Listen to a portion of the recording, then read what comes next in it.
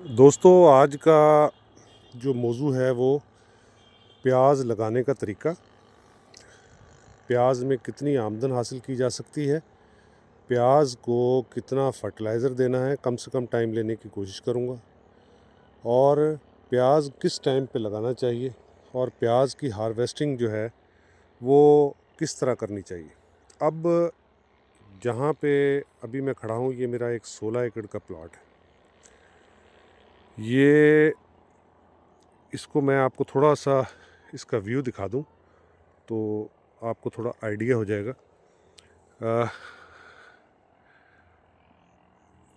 अब मैं आपको असल मौजू की तरफ लेके आता हूँ कि प्याज पनीरी में लगाने के बाद जो छोटी क्यारियाँ होती हैं उसमें 30 दिन के बाद आप इसकी ट्रांसप्लांट एकड़ों में करें। अब खाद की सबसे पहले बात करते हैं कि खाद कितनी कुल देनी चाहिए। खाद खेलें निकालने से पहले, ज़मीन की तैयारी के बाद, लेज़र लेवलिंग करने के बाद आपको पर एकड़ खाद जो आपने खेलें निकालने से पहले देनी है वो 2 बैग NP और 1 बैग पोटाश। उसके बाद आप इसकी खेलें निकालें। खेलें आपकी 60 से 65 खेलें पर एकड़ होनी चाहिए।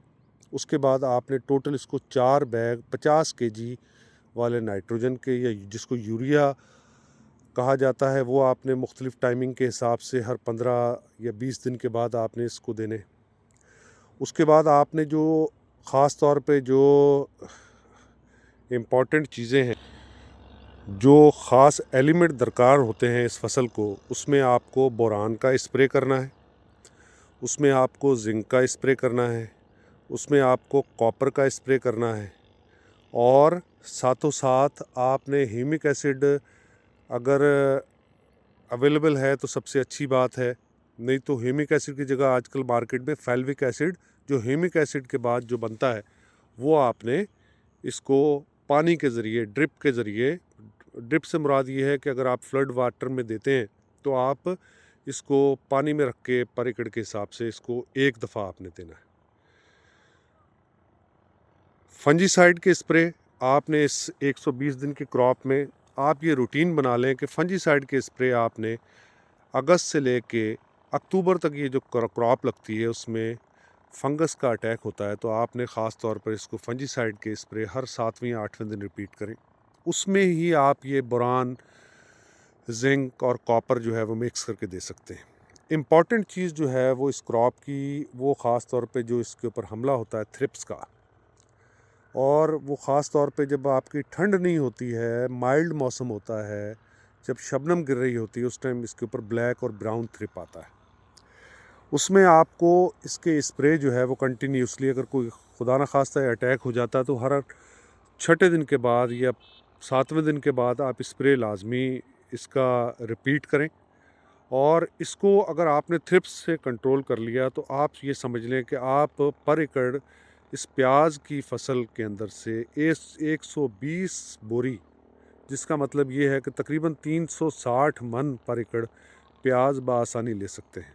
प्याज की जो ट्रांसप्लांट करनी है वो आप ये देखें, ये आपको ज़्यादातर ये नज़र आएगा क्योंकि ये हाथों से हुई है, तो ये 1 इंच या 1.5 इंच से ज़्यादा नहीं है। अब आप ये देखें कि ये बल्ब बनने का अमल भी ये शुरू हो चुका है। ये क्रॉप 20 अक्टूबर को लगी थी, और अब आप ये समझ लें कि इस क्रॉप को जो है वो तकरीबन ट्रांसप्लांट हुए 60 से ज़ायद दिन हो चुके हैं, और इसने पनीरी के अंदर जो है वो 30 दिन गुजारे हैं। अगर 70 दिन वो हो गए और 30 दिन पनीरी के हो गए तो ये आप ये समझ लें कि ये 100 दिन की क्रॉप है। ठीक है जी। और इसके बाद अभी इसके अंदर अभी मैंने 2 मज़ीद बैग यूरिया के देने हैं, और साथ इसको कंटिन्यूसली ख़ास ख्याल रखना है कि जो थ्रिप्स का जो अटैक हुआ था उसको कैसे कंट्रोल करना है। अभी भी ये आज सुबह ही स्प्रे की है क्योंकि शबनम गिर रही है, सर्दी कम है यहाँ पे सिंध के इस एरिए में, लोअर सिंध में, तो उसको कंट्रोल करने के लिए चीज़ें की हैं। लश ग्रीन क्रॉप है। मेरा कैमरा पता नहीं आपको दिखा पा रहा है कि नहीं दिखा पा रहा, पर इस क्रॉप के अंदर आपको सबसे बड़ा बेनिफिट ये है कि आपकी आमदन, अगर रेट आपका कम भी होता है, अगर आपकी आमदन जो है पर एकड़, अगर आप 120 बोरी 3 मना ली या 360 मन पर एकड़ लेते हैं, तो आज के जो रेट चल रहे हैं वो तकरीबन 3,000 रुपये या 2,500 रुपये मन चल रहा है। तो इस हिसाब से भी आप ये बेहतर पैदावार ले सकते हैं। पर जो इम्पॉर्टेंट चीज़ है वो ये है कि आपने इसके नंबर ऑफ़ प्लांट्स पूरे करने। वो आप जिस टाइम इसकी ट्रांसप्लांट कर रहे होते हैं या वेयर कर रहे होते हैं, उस टाइम ही आप ख़ास ध्यान दें और उसके बाद ये क्रॉप आपकी मुकम्मल तौर पे आपके प्रॉफिट के लिए तैयार होगी। बहुत शुक्रिया जी। अगला मौजू फिर अगले वीडियो के अंदर इंशाल्लाह।